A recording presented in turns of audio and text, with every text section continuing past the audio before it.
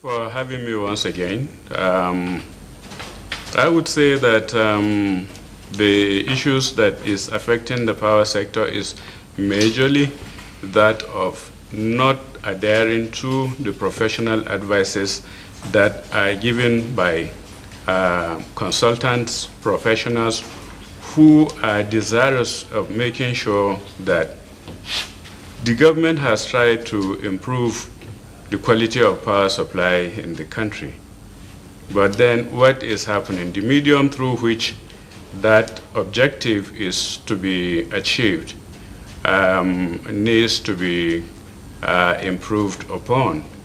There is the major issue of lack of adherence to planning.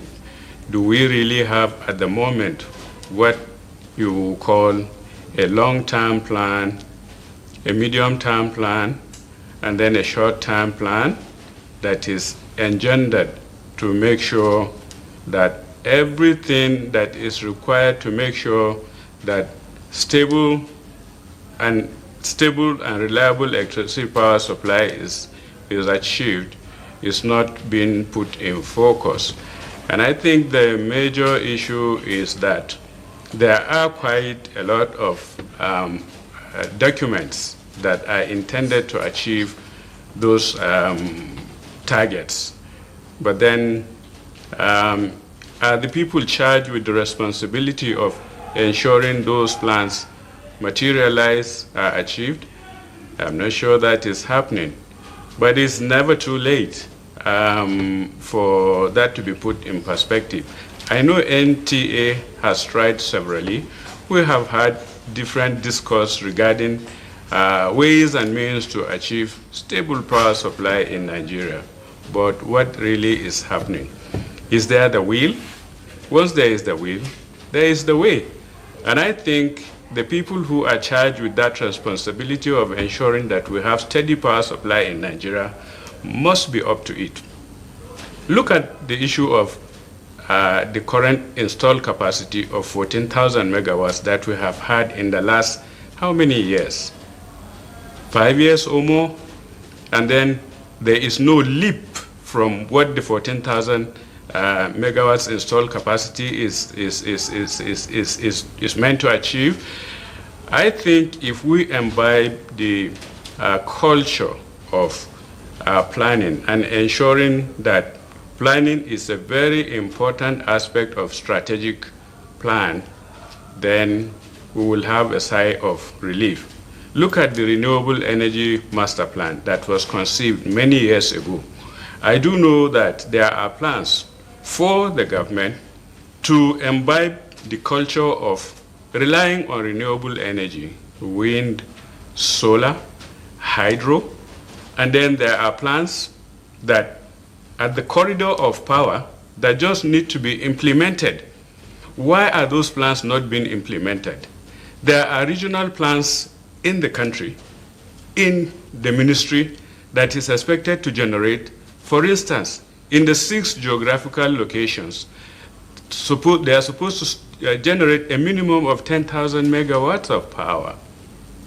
And that has been improved by previous or the last administration. That added to the solar power, there is also going to be, to support the effective takeoff of the solar power, there's going to be the wind and the solar. So if you combine the two and you have a minimum of 10 megawatts each, that will be 20 megawatts that will come from the 6th geopolitical zone. There is supposed to be a pilot project. That pilot project is in Katsina State. And the project had already attained a level of 80% or more. A little is left to achieve that project of the Katsina Wind Project, and then added to it also to make it more effective and dynamic is a 10 megawatt solar that will support the current wind plant in Katsina State. That power generates direct into the national grid. Why are we not tapping that potential? I know that Kano Electricity Distribution Company is interested in the offtake of that 20 megawatts of power. That 20 megawatts of power can transform Katsina State, or let's say Katsina Metropolis. So why can't we do the right thing? If we say the project in Katsina is pilot, and then you migrate this pilot project to other 5 geopolitical zones, it means that you have a total of 6. Now, that is just one aspect of the scenario. There is also the capacity to generate power from coal. There is also the capacity to generate power from hydro. There are also the support by Rural Electrification Agency to add value to the system. So if you just plan and try to achieve all those options, I think we will have a stable power supply regime in Nigeria. We just need to do what is right so that we can save ourselves this embarrassment of grid collapse. There is no more grid collapse. It is now grid disturbance or grid instability. And then for the generation companies, installed capacities, you have stranded power. That stranded power is about 6,000 megawatts. To realize that 6,000 megawatts of power means that you are achieving or attaining the low-hanging fruit that can take place within 6 months. That can take place within 6 months.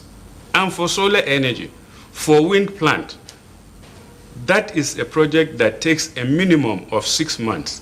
So you are saying that with a good objective plan, if you start from today, Wednesday, March, you are going to attain, before the end of the year, a reasonable quantum of energy from renewable energy.